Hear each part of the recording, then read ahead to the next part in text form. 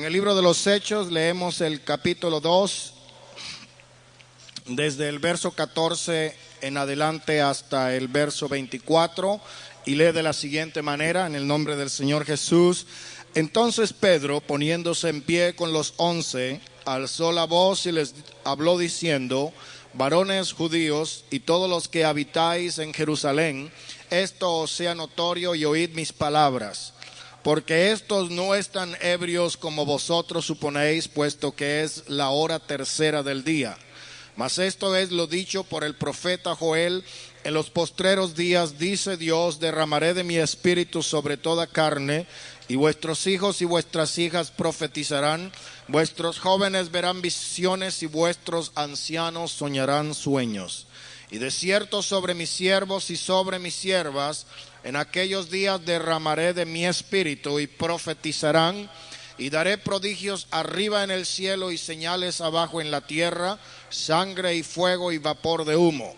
El sol se convertirá en tinieblas y la luna en sangre, antes que venga el día del Señor grande y manifiesto, y todo aquel que invocare el nombre del Señor será salvo. Varones israelitas, oíd estas palabras: Jesús Nazareno, varón aprobado por Dios entre vosotros, con las maravillas, prodigios y señales que Dios hizo entre vosotros por medio de él, como vosotros mismos sabéis, a este, entregado por el determinado consejo y anticipado conocimiento de Dios, prendisteis y matasteis por manos de inicuos, crucificándole, al cual Dios levantó sueltos los dolores de la muerte, por cuanto era imposible que fuese retenido por ella. Oremos. Amado Señor, nuestro Dios y nuestro Padre, en este momento, Señor, estamos pidiendo la unción divina de tu Santo Espíritu, para que tú seas hablando, para que tú seas en esta noche alumbrando nuestro entendimiento, guiándonos por medio de tu Espíritu, para que así podamos entender, Señor, las maravillosas verdades ocultas, escondidas en este inescrutable libro de riqueza y sabiduría. Se lo pedimos, Señor, en el nombre tuyo, para la honra y la gloria de nuestro Señor y Salvador. Señor, te damos las gracias en el nombre de Jesús. Amén. Y toda la iglesia puede decir amén. Dios les bendiga, pueden sentarse. Vamos a continuar en esta noche nuestro estudio acerca del libro de los Hechos de los Apóstoles. En la lección anterior habíamos comenzado a hablar acerca del capítulo 2, desde el verso 1 hasta el verso 13, en donde nos habla acerca del día de Pentecostés. Aprendimos que el día de Pentecostés era una fiesta que se celebraba 50 días después de la Pascua. La Pascua era símbolo de la muerte de Jesucristo. Pentecostés representa simbólicamente el nacimiento o la resurrección de Jesucristo. Por eso se llama Pentecostés, porque era una fiesta que se realizaba 50 días después de la Pascua. En ese día se encontraban en el lugar llamado el aposento alto 120 personas, incluyendo la madre del Señor, y allí estaban esperando el advenimiento de la promesa de el Padre, que era el bautismo del Espíritu Santo. Estando todos unánimes, dice la Escritura, que de repente vino un viento recio, el cual sopló y llenó toda la casa, y se aparecieron lenguas repartidas de fuego, las cuales se asentaron sobre cada uno de los que estaban sentados en el aposento alto. Y todos comenzaron a hablar en otras lenguas y a glorificar a Dios. Fue tanto el escándalo, tanto fue la bulla que se hizo, que se corrió la noticia rápidamente de que algo estaba sucediendo en aquel lugar, y una gran multitud de hombres que habían ido en peregrinaje a Jerusalén para celebrar esta fiesta se dieron cuenta que algo estaba pasando.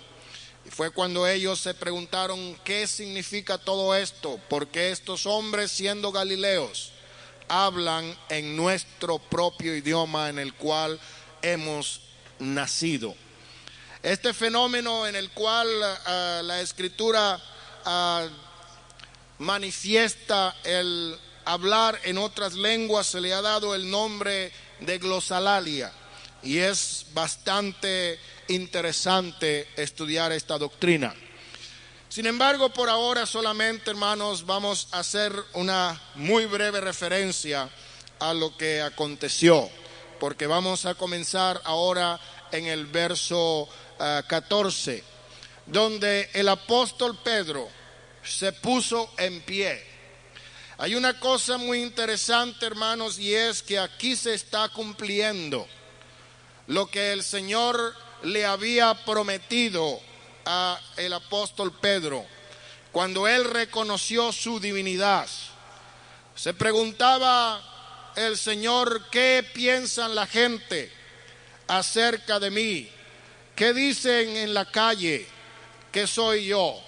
Y habían diferentes opiniones, habían diferentes referencias. Unos decían, bueno, piensan que tú eres Juan el Bautista. Otros dicen que eres el profeta Elías. Y otros dicen que eres Jeremías. Y otros dicen que eres alguno de los otros profetas. Y era bastante confuso, porque ni siquiera los propios discípulos del Señor conocían quién era en realidad aquel extraño personaje. Cuando el Señor iba en la barca y se levantó aquella gran tormenta y los discípulos se asustaron y lo despertaron, le dijeron: ¿no te das cuenta que estamos a punto de naufragar y tú duermes? El Señor los reprendió y le dijo: hombre de poca fe. Y en aquel momento reprendió el viento y la mar, y hubo gran calma y gran bonanza. Y los discípulos se miraron unos a otros y decían: ¿qué hombre es este que aún el viento y la mar le obedece?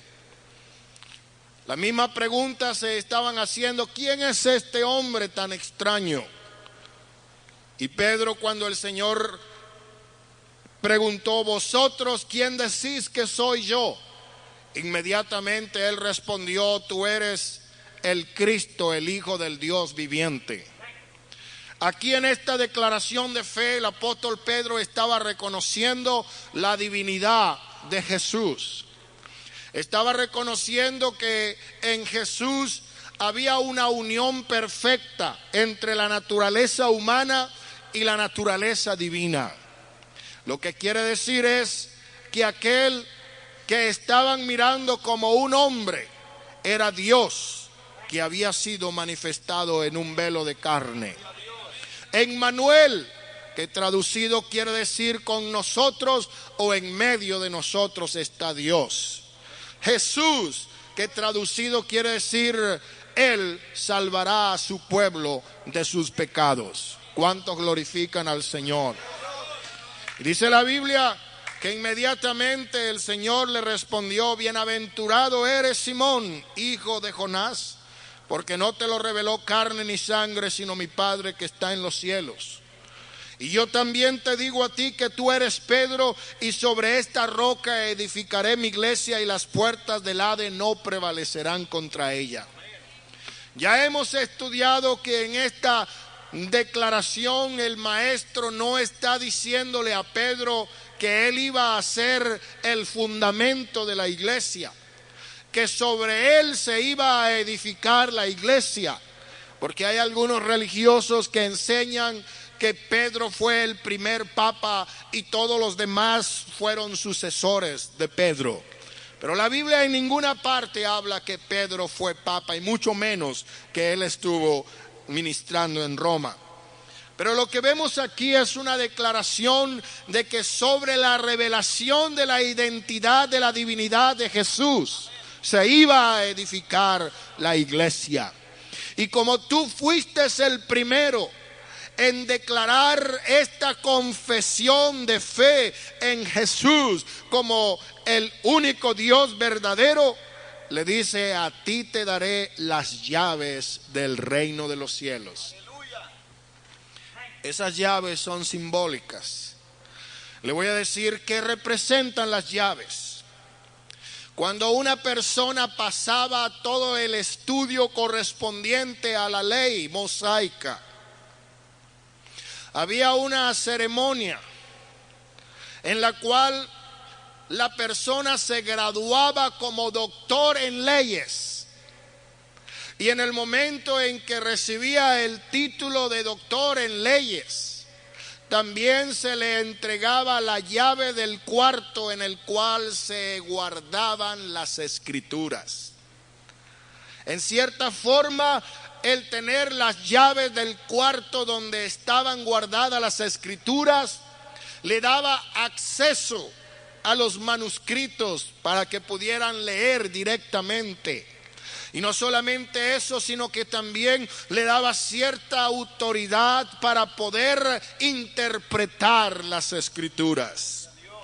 Y cuando el maestro le dijo a aquel pescador tosco, rudo, iletrado, sin cultura refinada, porque en otra ocasión más adelante vamos a encontrar al mismo Pedro delante de una gran cantidad de maestros, de doctores en la ley, los cuales al escuchar la manera como Pedro hablaba acerca de Cristo, al entender que este hombre era una persona del pueblo sin mucha educación, quedaban atónitos de ver la maravilla como él se expresaba en una forma tan clara, en una forma tan convincente, en una forma tan preciosa. Él era una persona elocuente sin haber tenido educación. Se dieron cuenta que había estado en la escuela de Jesús. Sabían que era un Galileo, que tenía su dialecto medio chistoso, pero la manera de hablar le delataba que había estado en la escuela de Jesús el Nazareno. Tú eres uno de ellos, porque aún tu modo de hablar te declara, te delata. El apóstol Pedro, después de 3 años y medio en la universidad del Maestro Divino, aprendió muchas cosas, pero todavía le faltaba algo. Le faltaba recibir la iluminación del Espíritu Santo para que las verdades que habían sido declaradas por el gran maestro pudieran tener completa revelación y él pudiera entender los misterios ocultos de las verdades que el Señor le había enseñado. Muchas cosas ellos no entendían. El Señor en una oportunidad dijo: destruiré este templo y en 3 días lo edificaré. Y ellos pensaban que hablaban del templo que había sido reconstruido por hedores, y no era eso lo que él estaba hablando. Le estaba hablando del templo de su cuerpo. Pero después que recibieron el bautismo del Espíritu Santo, el día de Pentecostés, después que hablaron en lenguas y glorificaron a Dios, él tuvo la valentía de levantarse. Un hombre que acababa de negar al maestro 3 veces, aún llegó hasta maldecir. Un hombre que se atemorizó ante una chiquilla de unos 12 años. Ahora se levantó delante de una gran multitud que yo puedo estimar entre 30,000 o 50,000 personas. Y dice la palabra del Señor que Dios no nos ha dado espíritu de cobardía. Él se levantó y se puso en pie y comenzó a hablar, comenzó a predicar. El mismo que antes huía y se escondía, ahora se puso en pie y alzó la voz. Hay algo muy importante que quiero notar aquí en esta noche. Es el hecho de que él no estaba solo, que él no se consideró como una persona suprema y autoritaria, aunque él había recibido las llaves del reino de los cielos. Había una cantidad de discípulos que habían sido seleccionados como apóstoles. En el capítulo 1 estuvimos estudiando acerca de la elección de Matías como sustituto de Judas, y tenía que cumplir dos requisitos esenciales. Número 1, tenía que haber estado con el maestro desde el que él comenzó su ministerio hasta que fue recibido arriba en gloria. En segundo lugar, tenía que haber sido testigo de la resurrección de Jesucristo. ¿Cuánto glorifican el nombre del Señor? Ahora Pedro no está solo. Con él estaba Mateo, y con él estaba Juan, y con él estaban todos los demás discípulos, incluyendo a Matías, porque dice la Biblia que se pusieron de pie los 12. Había armonía, había unanimidad de criterio en medio del obispado o del apostolado. Lo que Pedro iba a decir bajo la guianza del Espíritu Santo iba a ser respaldado por los 11 apóstoles. Qué precioso, hermanos, es que más adelante entendamos que la primera iglesia perseveraba en la doctrina de los apóstoles y en el partimiento del pan. Y qué hermoso es cuando nos vamos al libro de los Efesios y encontramos que ya no somos extranjeros ni advenedizos. Ya no somos personas alejadas de los pactos, de las promesas de Dios, sino que ahora somos conciudadanos de los santos y miembros de la familia de Dios. Que no estamos edificados sobre filosofías de hombres, que no estamos afiliados a una escuela de pensamiento filosófico, sino que estamos edificados sobre la doctrina de los apóstoles y profetas, siendo Jesucristo mismo la principal piedra del ángulo. Eso nos da confianza, porque la Biblia dice que un hombre sabio edificó su casa sobre la roca, y un hombre necio la edificó sobre la arena. Y cuando vino la lluvia, cuando vino el viento, cuando sopló el huracán, el que había edificado sobre la arena quedó en ruina, porque su casa no tenía fundamento. Pero gloria a Dios, porque aquel que edificó su casa sobre la roca, él, aunque vino el huracán, aunque vino la lluvia, aunque vino el terremoto, su casa permaneció. Hermanos, si estamos edificados en la doctrina que es la roca sólida, que es Cristo mismo, porque la Biblia dice que nadie puede poner otro fundamento que el que está puesto, el cual es Jesucristo mismo. Él es el fundamento. Nuestra iglesia no está edificada sobre doctrina de hombres, sobre filosofía, sobre escuelas de pensamiento, ni sobre organizaciones. Está edificada sobre la roca inconmovible que es Cristo. Hermanos queridos, y cuando estamos afirmados en esa roca, venga huracán, venga terremoto, venga prueba, venga aflicción, venga persecución, venga ruina, venga peste, permanecemos firmes, porque seremos como árbol plantado junto a corriente de aguas que da su fruto a su tiempo y su hoja no cae. La palabra del Señor nos da una hermosa ilustración cuando dice que el justo florecerá como la palmera en el desierto. Y hay dos cosas importantes que debemos saber de la palmera y del desierto. En primer lugar, el tallo de la palmera es flexible. Y en segundo lugar, los vientos del desierto son fuertes.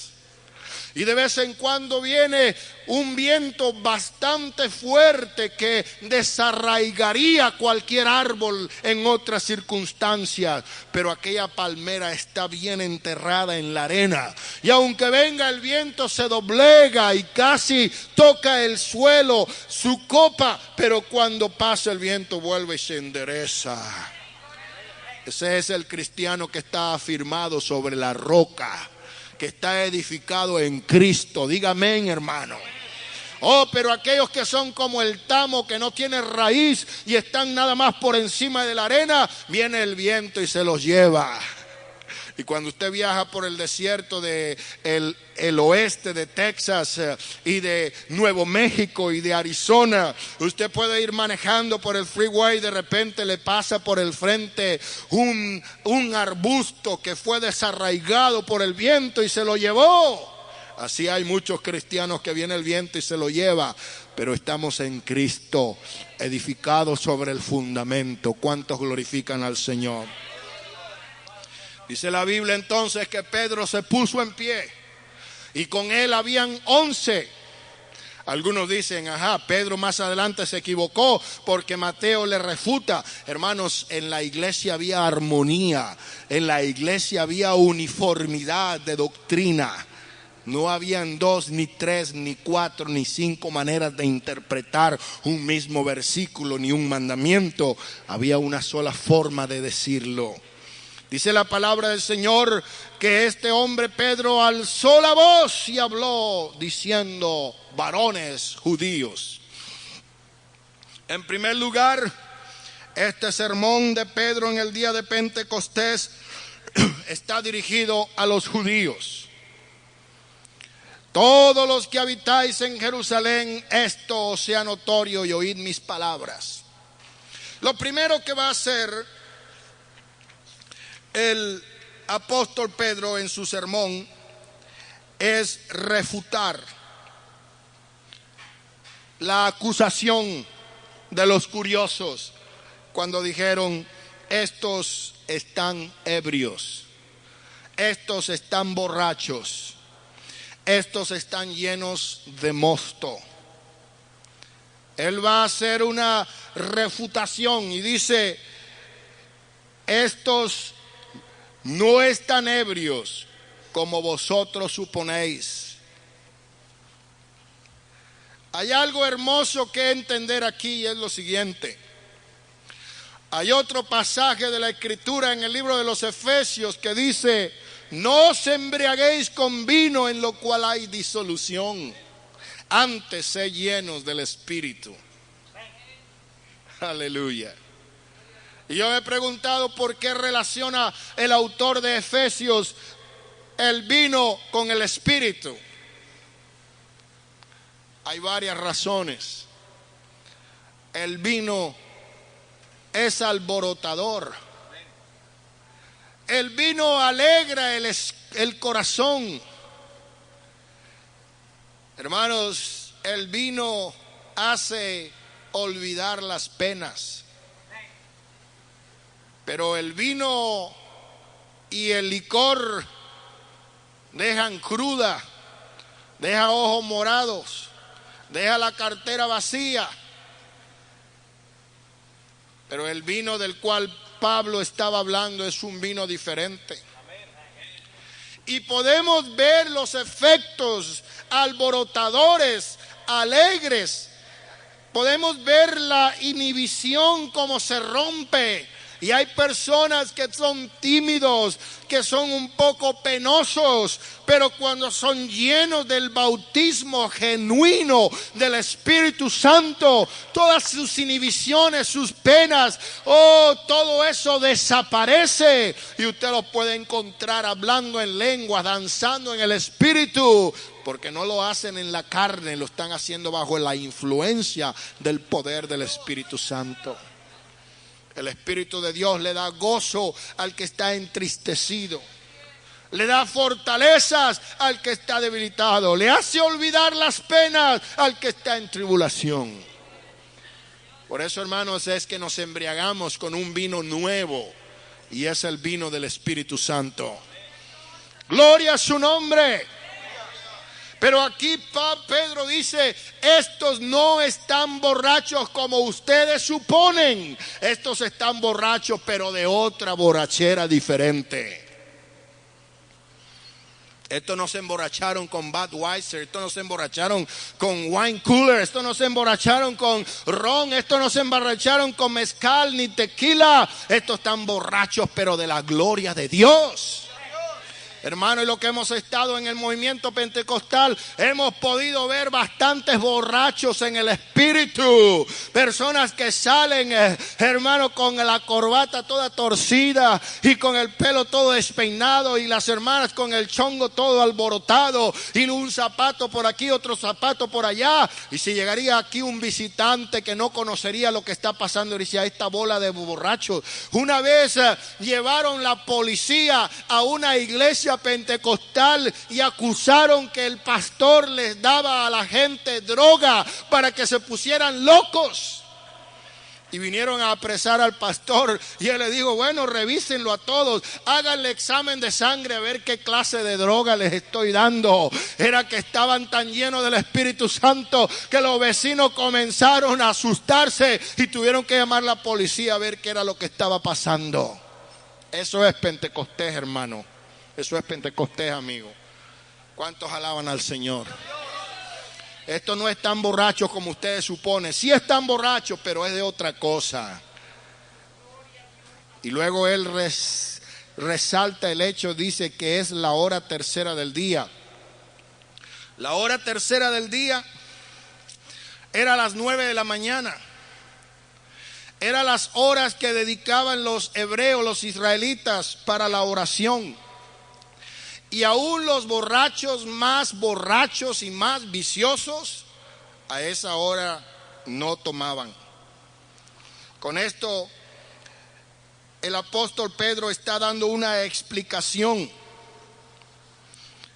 de que en verdad ellos estaban borrachos, pero no como se lo suponían con vino, sino con el Espíritu de Dios.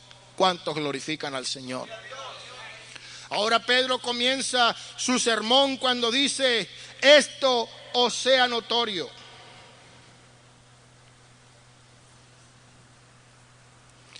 Porque esto fue lo dicho por el profeta. Aquí él va a dar una explicación de qué es lo que esto significa. Y también va en su sermón a dar una explicación acerca de Cristo. Y luego va a hacer una aplicación para ellos.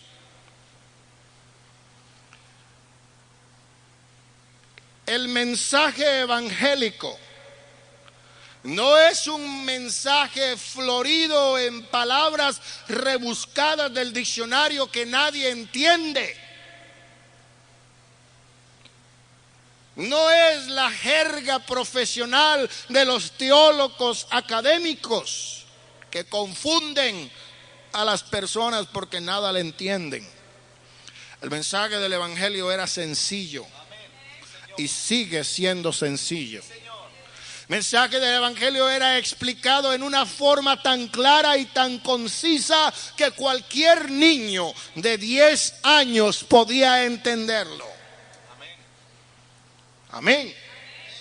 Y a eso se le llamaba en el tiempo de la iglesia primitiva el querigma. Es una palabra griega que significa el mensaje. En el mensaje de Pedro vamos a encontrar una explicación del fenómeno del Espíritu Santo. Y vamos a encontrar una explicación del evangelio y una aplicación del plan de Dios para la salvación. ¿Cuántos glorifican el nombre del Señor? Él dice: estos no están ebrios, mas esto fue lo dicho por el profeta Joel. El profeta Joel es un profeta del Antiguo Testamento. Y quisiera mencionar que fue un profeta bastante antiguo. Quiero conseguir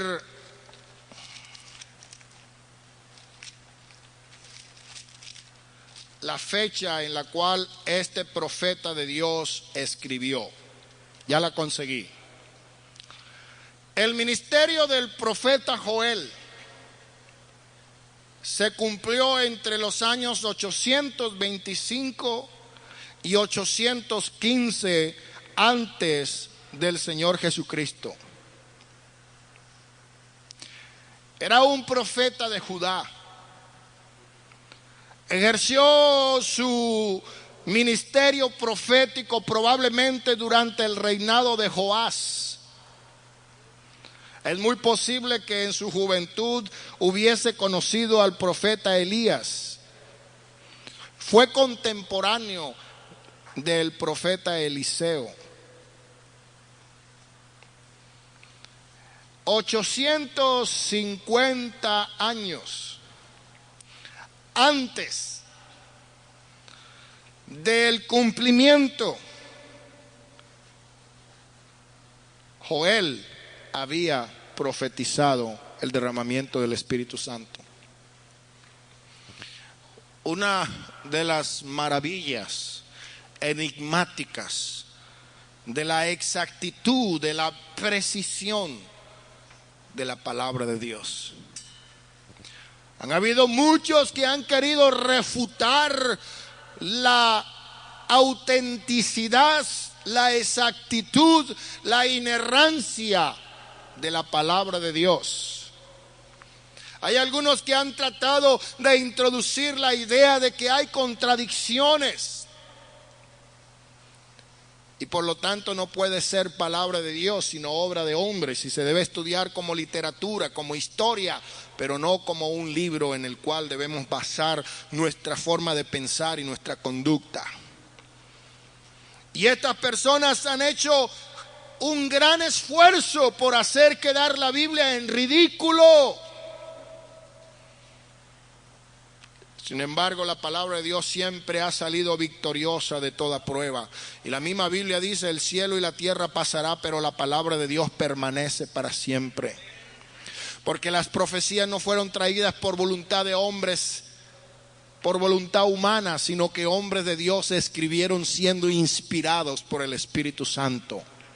El autor divino guió al autor humano para que escribiera con exactitud y precisión, seleccionando las palabras apropiadas para expresar su voluntad presente y futura. Por eso creemos que la palabra de Dios es infalible, que la palabra de Dios es inerrante, que la palabra del Señor es divinamente inspirada por el soplo de Dios. Hay una comparación cuando se habla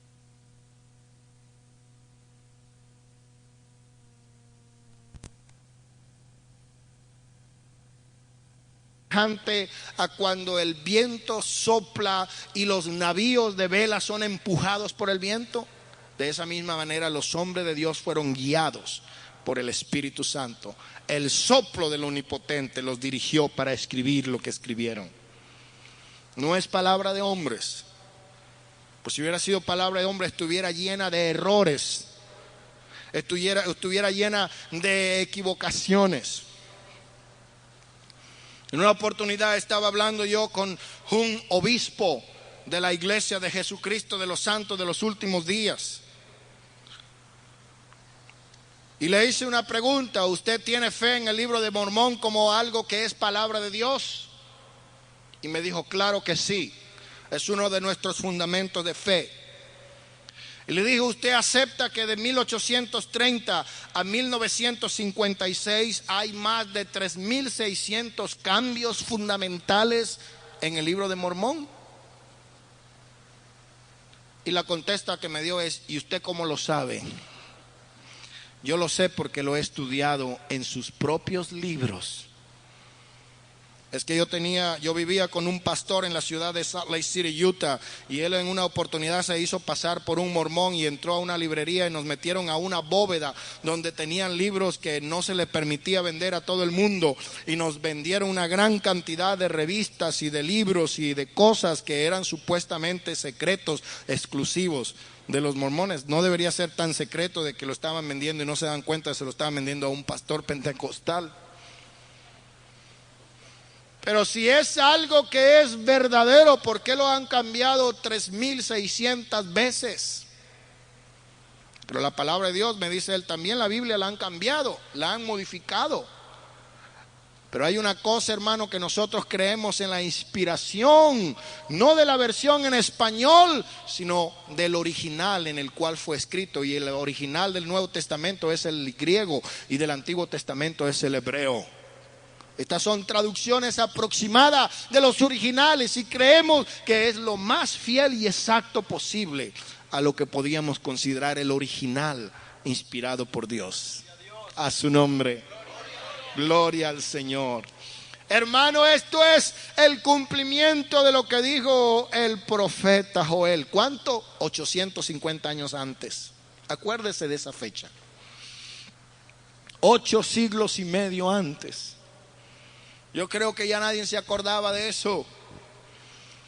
Pero el pueblo de Israel tenía una costumbre. Ellos escudriñaban las escrituras. Ellos estudiaban las escrituras. El mismo Señor dijo: ustedes escudriñan las escrituras porque en ellas les parece que encuentran la vida eterna y ellas son las que dan testimonio de mí. En los postreros días, dice Dios. ¿Quién lo dijo? No lo dijo Joel. Dice Dios. Aleluya. Hermano, la Biblia dice: sea Dios veraz y todo hombre mentiroso si se opone y contradice lo que Dios dice. En los postreros días, dice Dios, derramaré de mi espíritu sobre toda carne. Yo les he dicho a algunos de ustedes que el Espíritu Santo fue derramado en una manera especial para aquellas personas que tenían un ministerio importante en el Antiguo Testamento, como los sacerdotes, los profetas, los jueces, los reyes. Pero aquello que era un privilegio exclusivo de una pequeña élite que formaba parte del círculo más seleccionado y exclusivo del Señor en su gobierno teocrático, ahora se va a convertir en una promesa para el mundo entero. Y Él dice: derramaré de mi espíritu sobre toda carne. Sin embargo, quiero aclarar algo aquí que es importante. Cuando habla de toda carne se está refiriendo a personas de todas las razas. Y no se está refiriendo que el Espíritu Santo se iba a derramar sobre el caballo, y se iba a derramar sobre el puerco, y se iba a derramar sobre el conejo. Cuando está hablando de toda carne se está refiriendo a gente de todas las naciones. El pueblo judío no podía entender eso de entrada porque era un pueblo que era bastante racista. Porque creían que solamente ellos eran herederos de las promesas de Dios, que solamente a ellos le pertenecía toda la bendición de Dios. Pero gracias a Dios que cuando vino el Mesías, Cristo, el Redentor, el Salvador, el Maestro, Él pudo decir: yo también tengo unas ovejas que no pertenecen a este rebaño. Se estaba refiriendo al pueblo gentil. Dice su palabra bendita por medio del apóstol Juan: a los suyos vino y los suyos no le conocieron. Los suyos no lo recibieron. Ellos no reconocieron el tiempo de la visitación de Dios. Estaban enceguecidos en sus tradiciones, en su religiosidad. Estaban enceguecidos en su propia virtud. Pero ellos no conocieron el tiempo de la visitación de Dios. Pero gracias al Señor que dice la Biblia: más a todos cuanto le recibieron a los que creen en su nombre, Él les dio potestad, autoridad, el derecho de ser hechos hijos de Dios. No importa que según la carne no seamos descendientes de Abraham. No importa que no seamos según la carne circuncidados. Porque acuérdese que el Señor le dijo a los israelitas: Dios se puede proveer de hijos aún de las piedras. Ellos decían: somos hijos de Abraham, somos descendientes de Abraham, somos herederos de la promesa. A Abraham se le dijo: de tu descendencia será bendita todas las naciones de la tierra. A Abraham le dijo el Señor: el que te bendice lo bendeciré, y el que te maldiga lo maldeciré. A Abraham le dijo el Señor que daría la tierra por heredad. Pero ellos eran hijos descendientes de Abraham según la carne solamente. Pero la Biblia dice que no es israelita el que lo es según la carne, sino aquel que lo es en el corazón. Y no es circuncidado aquel que ha cortado su prepucio, sino el que ha circuncidado su corazón. Y amados hermanos, quiero decirle algo que lo he dicho antes, pero quiero decirlo otra vez para que no se le olvide. Cuando el Señor dio promesa de hacer a Abraham padre de multitudes, de muchas naciones, le dijo: mira, la arena del mar y cuéntala, o la arena del desierto, no sé, cuéntala si puedes. Y todavía con todos los adelantos tecnológicos y los satélites y computadoras es imposible contar la cantidad de arena que hay en el mundo. Le dijo el Señor: así va a ser tu descendencia. Y le dijo: ahora mira hacia arriba. Y hubo un tiempo en que los astrólogos trataban de enumerar las estrellas y ponerles nombre, y llevaban como unas 1630. Pero a medida que se fueron descubriendo los telescopios y comenzaron a explorarse mucho más allá de los límites del ojo humano, se comenzaron a descubrir miles y miles y miles y miles y miles de estrellas. Y con toda el adelanto y la tecnología que hay en el mundo actualmente, no se ha podido estimar el número de estrellas que hay en el espacio, en el universo. Y esto a mí me enseña dos cosas. En primer lugar, hay una descendencia que es terrenal por la vía tal vez de Isaac y de Ismael. Son miles y miles y miles y miles y miles los descendientes de Abraham por Ismael y por Isaac. Pero hermanos, Abraham fue justificado por la fe antes de tener descendencia. ¿Para qué? Para que él no solamente fuese el padre de los descendientes según la carne, sino que también sea el padre de aquellos que son de la fe. Y nosotros somos hijos de Dios por medio de la fe. Y por esa razón yo me apropio debidamente y con la correcta autoridad el ser hijo de Abraham, no por la vía de la carne, no por la descendencia de la tierra, sino por la descendencia celestial. Somos hijos de Abraham por la fe, gloria a su nombre. Y para nosotros también ha sido la promesa.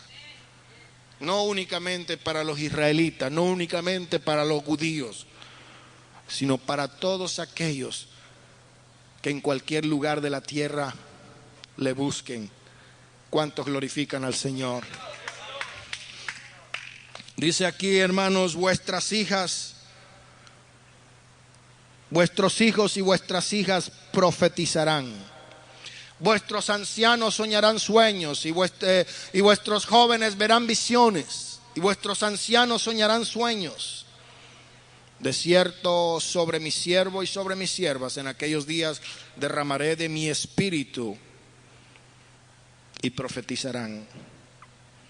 Y daré prodigios arriba en el cielo y señales en la tierra: sangre, fuego, vapor de humo. El sol se convertirá en tinieblas y la luna en sangre antes que venga el día del Señor grande y manifiesto.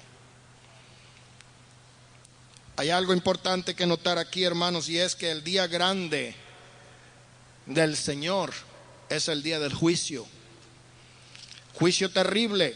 Usted puede leer conmigo en el libro de Malaquías, en el capítulo 4, ahí habla acerca de este terrible juicio. Dice en el verso 1: porque aquí viene el día ardiente como un horno, y todos los soberbios y todos los que hacen maldad serán estopa. Aquel día vendrá y los abrazará, ha dicho Jehová de los ejércitos, y no les dejará ni raíz ni rama. Aquí está hablando del juicio de Dios, del día del Señor. Pero en el verso 2 dice: mas a vosotros los que teméis en mi nombre nacerá el sol de justicia, y en sus alas traerá salvación, y saldréis y saltaréis como becerros de la manada.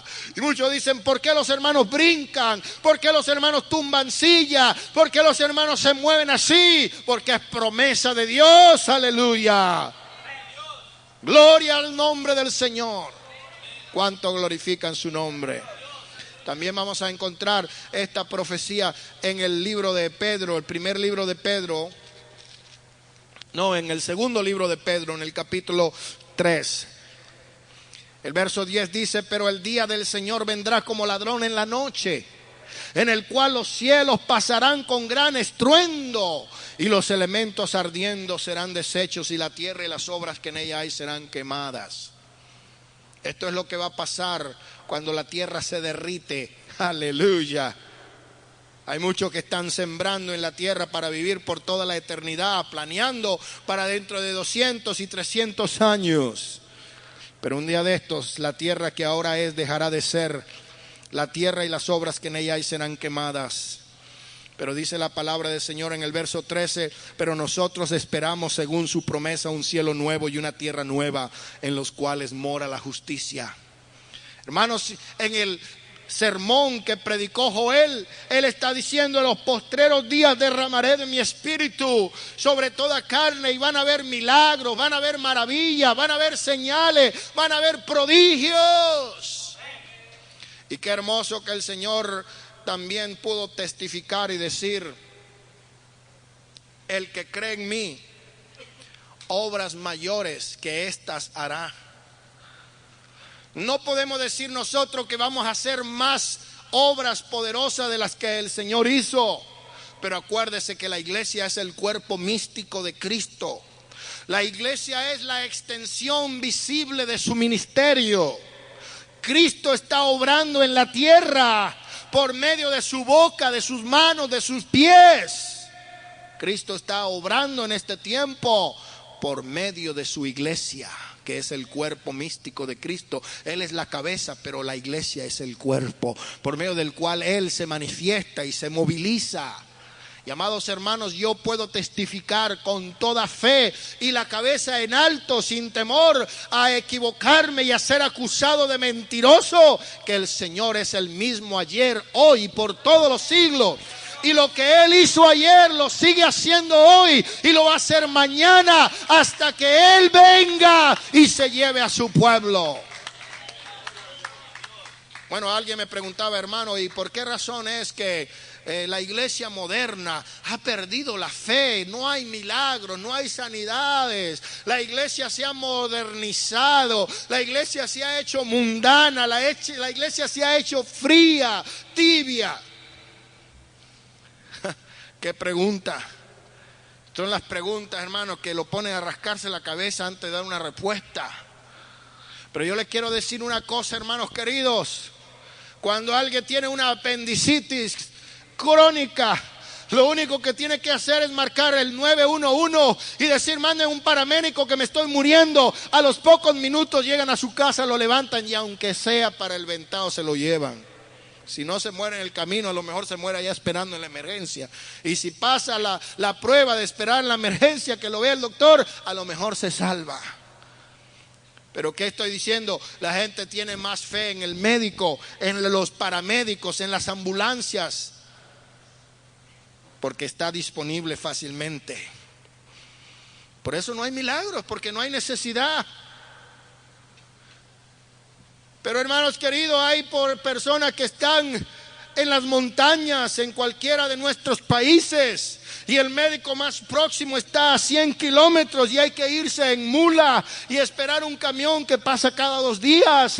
Y cuando su niño está ardiendo en fiebre y está allí temblando y comienza a volteársele los ojos, y usted sabe que su niño se va a morir y que el médico más próximo está a 100 kilómetros, lo único que le queda es doblar rodillas y levantar las manos y comenzar a clamar por el poder de Dios. Y ahí es donde el Señor obra. Déjame decirte que más milagros están sucediendo en las islas del Pacífico, en Filipinas, en países de África, países atrasados, países incivilizados, porque la gente tiene más fe, la gente es más sincera, la gente tiene menos en qué creer, y cuando se agarran de las promesas de Dios, hermanos, son como esos insectos que cuando se pegan, no los puede usted sacar de ahí, tiene que arrancarse el pedazo de carne. Así son los creyentes sinceros y humildes. Cuando se agarran de Dios, no lo sueltan hasta que Dios responde. Pero yo creo con todo mi corazón que Dios está haciendo milagros, maravillas, señales, prodigios en este tiempo. Nunca me olvidaré una vez un misionero que estaba en Tailandia. Era un hombre bastante redondito. Parecía una albóndiga con patitas. Pero este hombre estaba orando por los enfermos en una aldea de Tailandia. Y trajeron un ciego. Y dijo el hombre, ahorita sí me la pusieron difícil, pero Señor, para ti no hay nada imposible.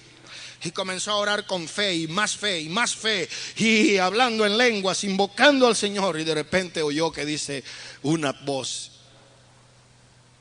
oh Dios mío, qué hombre tan gordo.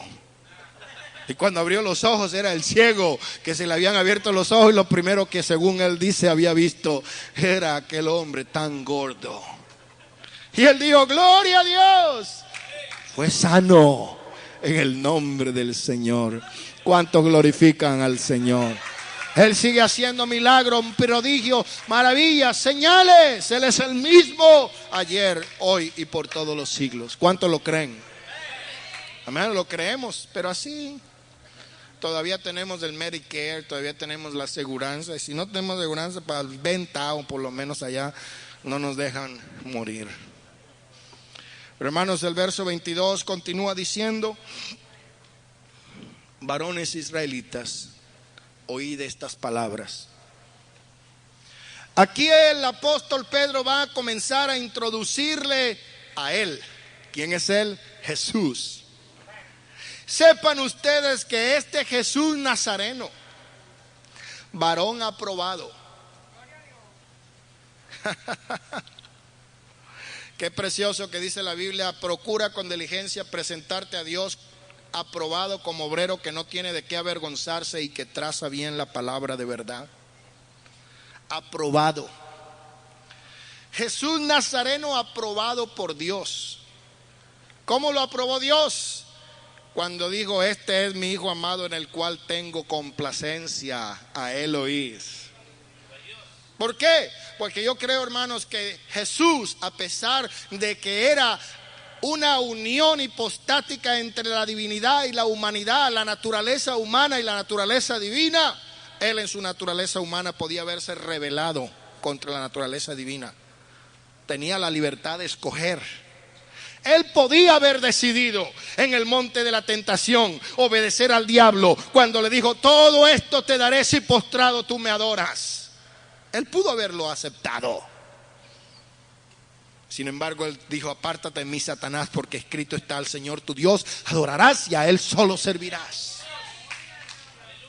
O él pudo aceptar el huir cuando estaba en el monte, en el huerto del Getsemaní, y le sudaban como grandes gotas de sangre, y dijo: Padre, si es posible que pase de mí esta copa de agonía, mas no se haga mi voluntad sino la tuya. Él pudo haberse escapado, pero la Biblia dice que él se hizo obediente tomando forma de siervo, y estando en la condición de siervo se hizo obediente hasta la muerte, y muerte de cruz. Por eso Dios lo aprobó y le dio un nombre que es sobre todo nombre, para que en el nombre de Jesús se doble toda rodilla y toda lengua confiese: gloria al Señor, que no hay otro. ¿Cuántos glorifican el nombre del Señor? Ahora el maestro no solamente estaba aprobado por las profecías. Dijo Jesús: ellas son las que dan testimonio de mí. Las profecías daban testimonio de Jesús. Hay más de 420 profecías que se cumplieron en el ministerio de Jesús. El libro de San Mateo, usted va a encontrar repetidas veces donde dice: y esto sucedió para que se cumpliese lo que fue escrito por el profeta cuando dijo. Aleluya. Si eso no le da veracidad a la palabra de Dios, hermano, yo creo que es que estamos siendo demasiado exigentes. Algunas veces por allá un científico encuentra un pedazo de hueso por allá en Kenia. El doctor Robert Leakey dice: esta mandíbula es de un ancestro del hombre que tiene más o menos 700 millones de años. Y los científicos dicen: amén. Y luego dicen que no es necesaria la fe porque la fe es contraria a la ciencia. Y sin fe no hay ciencia, porque yo no conozco al doctor Licken y nunca vi la mandíbula de ese mono que dicen que era mi antepasado. Pero mucha gente lo cree. Las profecías hablaron miles y miles de años, siglos antes de que sucediera. Y hay el cumplimiento cuando dice: esto aconteció para que se cumpliese lo que fue dicho por el profeta cuando habló y dijo. La palabra de Dios respalda. Juan el Bautista dijo: este es el Cordero de Dios, a este es que yo les estoy anunciando. Y Juan el Bautista dio testimonio de Cristo. Ahora, no solamente eso, sino las obras que él hizo daban testimonio de sí mismo. Él hizo maravillas, prodigios, señales. ¿Cuáles? Muchas.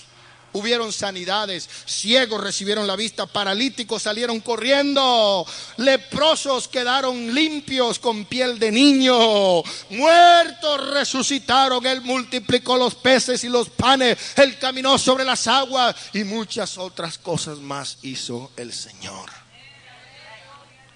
Respaldado con grandes pruebas y maravillas. Sin embargo, el pueblo de Israel estaba enceguecido, no podía verlo y lo odiaba. La Biblia dice: Dios hizo muchas cosas entre nosotros por medio de él, como vosotros mismos sabéis.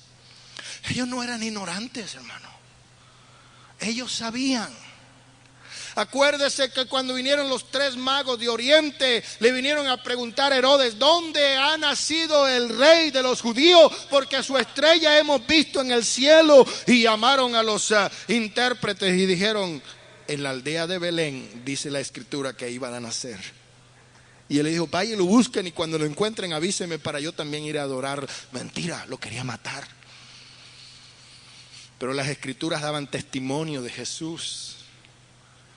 Y ellos conocían las escrituras. Decían: la escritura dice que de Belén ha de venir el Cristo. Conocían mucho acerca de Cristo, pero cuando vino no lo conocieron porque estaban enceguecidos con la religiosidad y con el fanatismo. Y dice: a este, entregado por el determinado consejo y anticipado conocimiento de Dios. ¿Qué quiere decir eso? Eso quiere decir, hermanos queridos, que Jesucristo voluntariamente se entregó desde antes de la fundación de los siglos. Por eso la Biblia dice que el Cordero fue inmolado desde antes de la fundación. No había nacido todavía, porque la Biblia dice en Juan 1: en el principio era el verbo, y el verbo era con Dios, y el verbo era Dios. Y en el verso 14: y aquel verbo se hizo carne y habitó entre nosotros, y vimos su gloria como del unigénito del Padre, lleno de gracia y de verdad.